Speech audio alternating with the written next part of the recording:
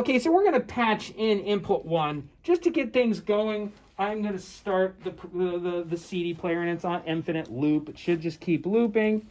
And I'm going to patch the inputs for the console. We're going to start with routing here. And I press routing, and it has gone right to my input tabs. Sometimes, again, as I said in the previous video, you'll end up on the wrong tab, and you can get around with these guys. You want to be in the input tab. And what these are is they're called blocks. They're blocks of inputs, and this console is a little unique in the way it incorporates this. You have to patch these before you patch the inputs. Pretty sure about that statement. I'm not entirely sure about that statement. I think it may have changed in the latest version. But anyway, you're going to do this. And I've defaulted it, Goganized it to inputs that don't work. You need to scroll, patch inputs 1 through 8 and source them to local. What's local? That's the output jacks, the input jacks, the XLR input jacks on the back of the console, the ones we just patched into. So I'm now saying channels 1 through 8 are sourced from local XLR 1 through 8. And I'm going to continue on and do the whole DES, 9 through 16, 17 through 24, and 25 through 32. We're only going to be using 1 and 2 today, but we've set up the whole console and banks. Cool. So we're through that process. The banks are set up. Now we want to get input 1 to actually work. An interesting thing happened when I loaded this file. Just to really sabotage you, and this wasn't on purpose, I'm not even on the correct layer. I'm on the aux return layers. Inputs 1 through 16, you need to pull up the 1 through 16 layer. When I press this, this is the first 16 faders. So now I'm on the right layer. I'm going to select input 1, and things kind of bounced around. That's because I'm looking at channel 1 now. And once I'm looking at channel 1, I actually want to source channel 1 to XLR input 1 to get the guitar out of the CD player. So I do got to hit the View tab. What the View button does for the config preamp land, it brings this channel to this screen. And specifically, it brings the config tab up.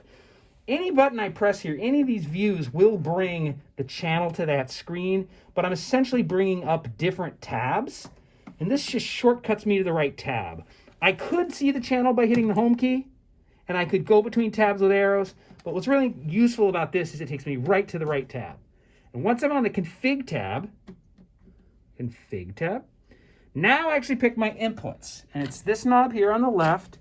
Select goes down to, I want in number 1 to go to that input. So boom, that's XLR input number 1. And you can see the guitar's now dancing because it's coming in on that XLR input.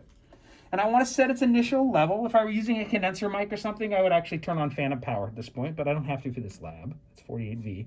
But I'm going to gain, this is the gain knob.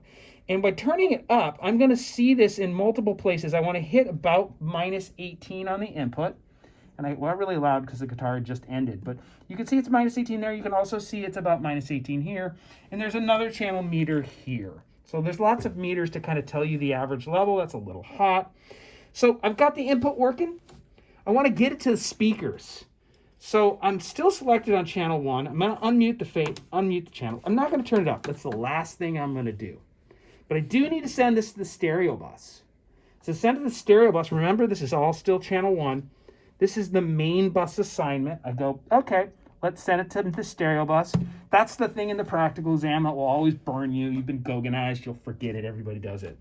Now we're on the stereo bus. I want to make sure the stereo bus is up, and the console doesn't recall the position of the fader, obviously. Not obviously, but interestingly. But it needs to be at unity, and it needs to be unmuted. Now, if we were doing the practical exam, we would have to assign this output to a pair of physical outputs to go to speakers. In this situation, we're not using those. We're just using the monitor pot. This monitor level is actually your speaker level. And if I turn it up, I might hear it, but I don't think I'm going to. Now I'm going to turn the fader up. Don't hear it. The reason is there's a little bit of Goganization sabotage in the monitor pot. If you hit the View button, you have to select what's going to go to the monitor. And the one we want is left-right AFL. That means the left-right stereo bus will go to it. I'm going to press it to confirm. And if I happen to solo, the AFL bus will go there. We'll talk about AFL and PFL in class, but AFL is what you want. Now, I'm feeling pretty comfortable that if I have this monitor pot up at a decent level, I'm going to hear some guitar. Yes! That's right at the last note, too. That was perfect. All right, end of that video.